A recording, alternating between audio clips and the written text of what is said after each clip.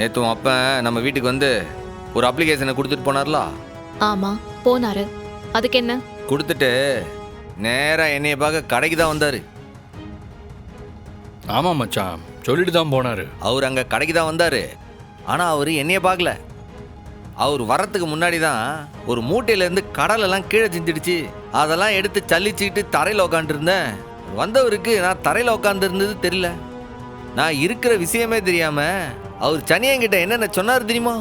எலே சண்முகம், உன் பொண்டாட்டிக்கு அமெரிக்காவில் படிக்கிற ஒரு நல்ல வாய்ப்பு கிடைச்சிருக்கு. இதை நாம மிஸ் பண்ணக்கூடாதுன்னு நெய்யொழுக பேசின. அவனும் பரணிய சந்தோஷமா அனுப்பி வைப்பான். மவ அமெரிக்காவுக்கே போகட்டும். படிக்க 2 வருஷம் பிறகு அது என்ன சொல்லுவாங்க, அந்த ட்ரைனிங்கா, அது ஒரு 2 வருஷம். 4 வருஷங்கிறது எம்பிட்டு பெரிய காலம். அதுக்குள்ளார பல சித்து வேலைகளை செஞ்சு இந்த வெறும்பைய குடும்பத்தை உடைச்சிட மாட்டேன்னா நானு.